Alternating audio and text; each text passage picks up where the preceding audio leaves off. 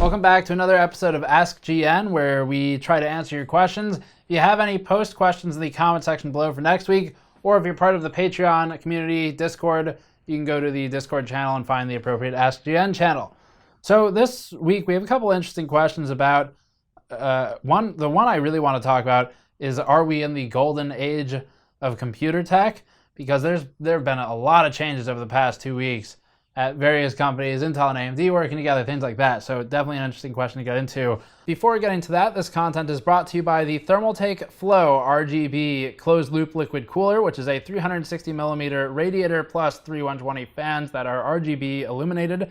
The Thermaltake rain fans at that. This is a 4.5 gen Asetek pump, which is one of the faster pumps. You can learn more at the link in the description below. So the first question is from Waffle, who says in the Discord, I think, are we in the golden age of computer tech? Like, is this a what a time to be alive time?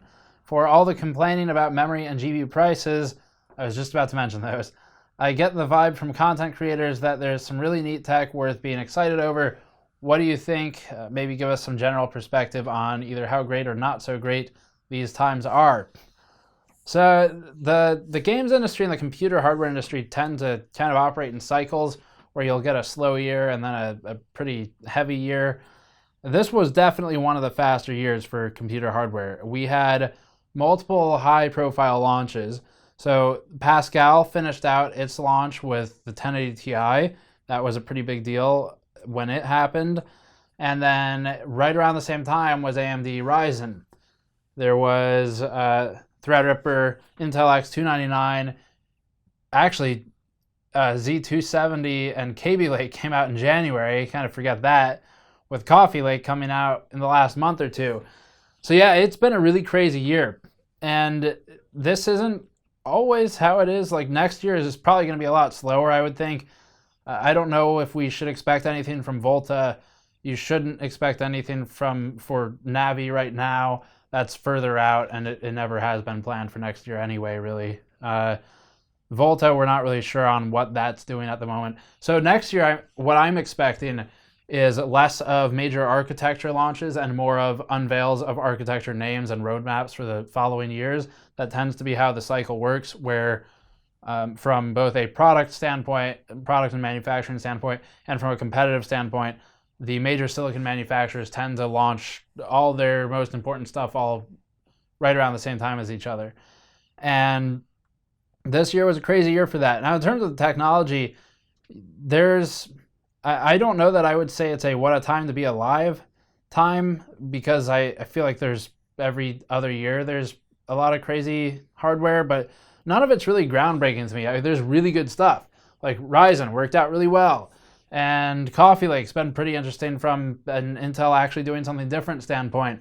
But neither of those things are revolutionary from a pure technology industry standpoint.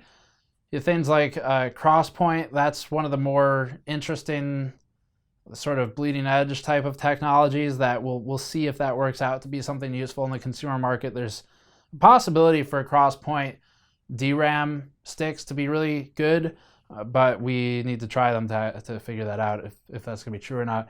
But yeah, in terms of just like legitimately completely new, out from nowhere technologies, VR is one I would consider to be in that category, whether or not it actually worked as a product for people to buy. VR was definitely in the defining a new market segment category. Ryzen, Coffee Lake, the 1080 Ti, Vega, all of those things are new and are certainly exciting and worth talking about and working on and have really cool stuff to test. But they are also all in kind of existing product segments for the audience we work with. So although they are exciting, I don't think they are the sort of revolutionary type of technology required to make it a year of what a time to be alive. As far as testing, though, because there's been so much from new architectures and new tech like HBCC or the one we're working on right now, which is VF curve scanning and auto overclocking and stuff like that. There's a lot of new technology to work on, and that means from a testing standpoint, we get a lot of cool features. So what I call feature benchmarks, where rather than reviewing an entire product or benchmarking an entire product, take a GPU, instead of doing power, thermals, noise, gaming, production, we end up doing just what happens if we turn this off and see how it does versus this on, whatever this is. Or what happens at these frequencies and clocks or voltages. So there's a lot of good feature tests to be done as we've been publishing over and over. But yeah, even stuff like consoles on the Xbox side, it's a really powerful console as far as consoles go, but it's not technically next generation. So there's a lot more in the tank, I think, for the industry, but I don't think we're going to see much of it in the first half of next year at least. Cases tend to launch every year in the October to November range, and then again in the sort of like May area. So that would be right before Computex, and then a couple months after Computex is the review cycle generally for cases. So we'll see more of those in May with unveils around CES, which is in January. But until someone like puts a mesh in the front and a fan, it's not going to be revolutionary. Yeah, but yeah, lots of cool stuff, lots of fun testing and things to be excited about. But it is part of a normal cycle, and next year is going to be a lot slower, I think. But we'll see. We'll see if anyone surprises us. Next question. Delatroy says, "Hi Steve, like the 7700K and 8700K, are there any meaningful thermal gains to be had by delidding a non-reference Nvidia 1080 Ti and replacing the TIM with liquid metal? Similarly, is it worth replacing the TIM between the heat spreader and the heat sink? I love your cat, thanks." So first thing to note here, you can't really delid GPUs. So the term delidding is used specifically to refer to the removal of the IHS, the integrated heat spreader, from the CPU, and that would be, there's your IHS, that's an IHS right there. So delidding is when you remove this and you gain access to what is functionally the exposed silicon. Technically, you'd have to kind of grind some layers off of that or remove it from the substrate in acid or something like that to really gain full access. But as far as we're concerned, that is the that is the silicon. So when you delid one of these, what's happening is you are reducing two things. You're reducing the silicone adhesive layer that sits around this and prevents the IHS from getting as close to the die as possible. And you're also removing probably the thermal paste that's included with Intel units in the very least. And that allows you to put something better on there. With GPUs, you don't delid them because they're already exposed. You can take the heatsink off. That's not delidding it though. But you can take the card apart, remove the heatsink. You have access to basically the silicon now. And at this point, you can apply your liquid metal. The thing with GPUs and liquid metal is you don't have as much to gain with them because they tend to cool a bit better than like Intel CPUs. And you also, and by the way, they're not, they don't have an IHS on them, so they have better direct access to the cooling anyway. And the risk is higher. So with a GPU, if you get liquid metal that sort of just by gravity moves around or gets pushed out the sides because you've just had a little bit too much on there, then it's easier to short stuff. There's more stuff to short than on a CPU in general. The surface area is more populated with things like resistors and capacitors. So personally speaking, I don't really think it's worth doing liquid metal on GPUs because I think they're good enough as is. They're pretty exposed to the cooler as is. You gain a couple degrees better with liquid metal, but I mean, I just don't really think it's worth it for the most part, especially because thermal paste is known to withstand a lot of thermal cycles. You won't really ever have to replace it for the usable life of the card, and you could replace it with better thermal paste. That's probably where I would stop though, because liquid metal, the potential maintenance involved and the pain it is if you end up applying too much and shorting stuff, it's just not worth it. But yeah, I don't know. With a reference card, there's more to be had by using better thermal interface material because the cooler is just so bad, but also it seems like a better solution to just buy a better card. It's just a question of whether those are available. Next question is Hakaru, who says, I've got a question, maybe one buildzoid could shed light on as well. You always say reference cards should be avoided. Is that solely due to poor coolers, or does the PCB also suck? After looking at various reference VRMs, they all seem overbuilt, parenthetically Vega and even RX 480 and 1080, 1070. So if I were to be replacing the cooler with an aftermarket one anyway, would a reference card be advisable, as it would save me some money and help recoup the cost of the aftermarket cooler? That is an instance where the reference coolers make the most sense, or the reference PCBs rather. The reason that I generally say avoid reference cards, and the same for buildzoid, I think I've seen his content where he talks about it. Both of us generally have the same reasoning for avoiding them as a recommendation, which is primarily the cooler. The cooler, the AMD Vega one, the Nvidia 10 series one, they're all bad. There are specific instances where those coolers make sense. The reason the main reason these companies, AMD and Nvidia, ship with that cooler is because it's versatile and they don't want to have a million SKUs, and they have partners that take care of the rest. So the versatility comes from targeting people like iWiPower or CyberPower or Origin, folks like that who either there's a couple reasons there too, but in speaking with the SIs, some of them have told us that they have SKUs that they'll ship with blower cards just because the customers freak out and they have high call volume because the fan isn't spinning on some of the open face cards, which is of course a feature for silence. But customers who know less about computers might think that that's broken. So they put in cards that specifically don't have zero spin fans. And another reason, reference cards basically evict the heat from the case rather than put more heat into the case. So for an ITX box, in theory, that would make more sense, which makes them a bit more versatile. But it doesn't mean it's a good thing to buy. So if you're doing a DIY approach, the cooler is the reason I say not to buy reference. If you are doing something like a liquid cooler, a hybrid mod, buying something like a Morpheus or any other aftermarket cooler, the Arctic cooling stuff, my suggestion is to go with the reference PCBs in pretty much all cases because they're pretty good. In Vega's case, they're very good. And if it's going to be cheaper, then yeah, it's a win. You get rid of the bad thing, which is the cooler. So that's most of it, really. Next question is from Muad'Dib, I don't know, 76. Question for AskGN. I'm looking to find out what type of case fan to use in certain parts of the case. I use a high airflow fan for the back exhaust and high static pressure fans for the AIOs. Where the question comes is, should I use a high airflow fan or high static pressure fan for the front intake or any intake that has a filter on it? What about a case that has a front intake with a filter and about an inch of clearance from the front panel? I have two cases, the 600C and the Meshify C. So you're pretty much already using them how you're supposed to.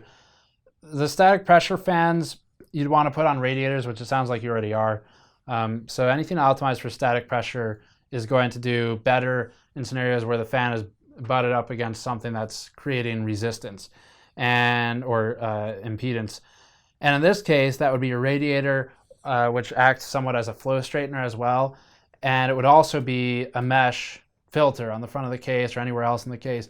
So if you're up against a mesh filter, a good example would be the mesh that we used in the H500P mod. That's from the top of a Fractal case, I think, or a Thermaltake one. If you're fighting against one of those, then a static pressure optimized fan should be a bit better. How much better it is depends on the fan, the RPMs you're trying to push versus the noise, and the case as a whole. But strictly from an optimization standpoint, it would be better to use a fan optimized for static pressure in that scenario.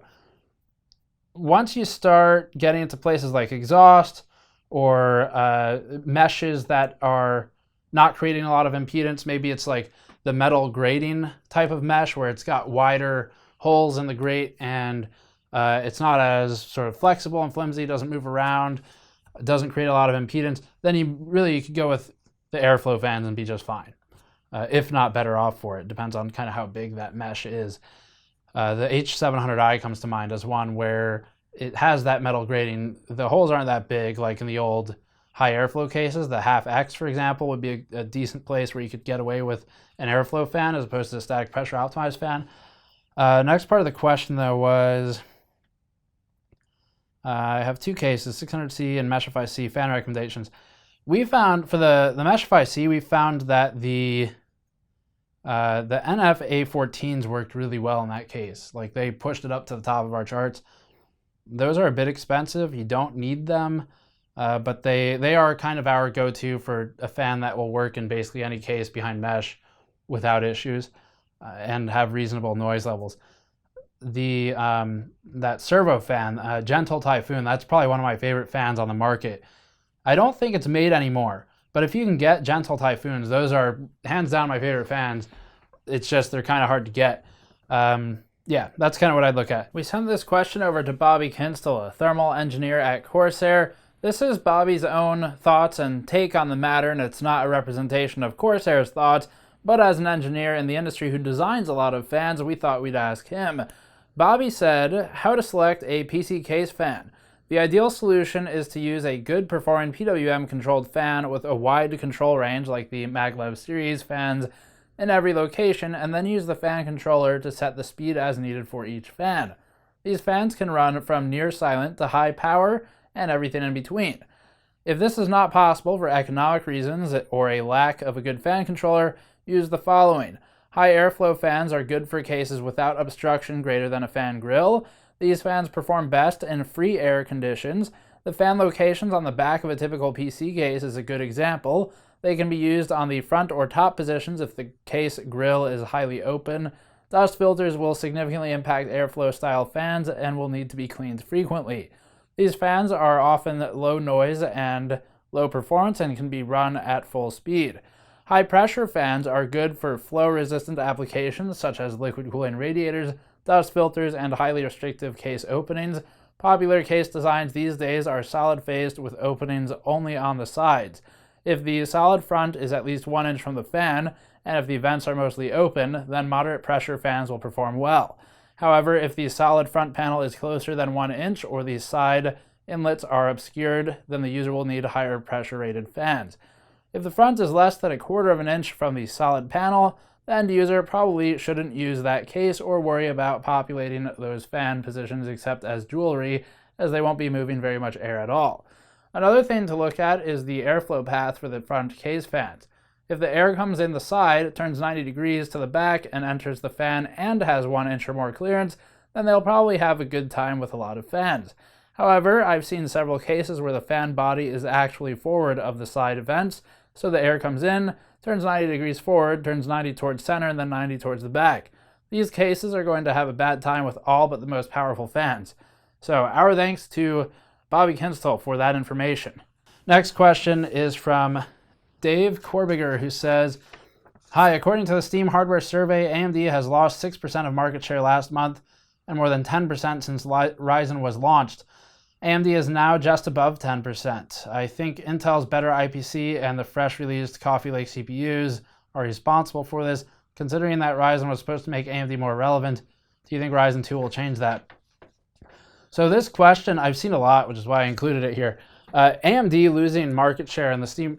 So the Steam hardware survey is not representative of the whole that well, or not representative of certain markets. And if you correlate that dip in AMD market share with recent changes to the gaming environment, you'll notice that the China market share on Steam has recently surged a ton. And you can note that further by looking at the operating system share, where I think the last Steam hardware survey, operating systems like Windows 10 had a lot more share than they do now. It looks like there's been a regression. If you look at the OS share, it looks like users of Steam have regressed from Windows 10 to Windows 7.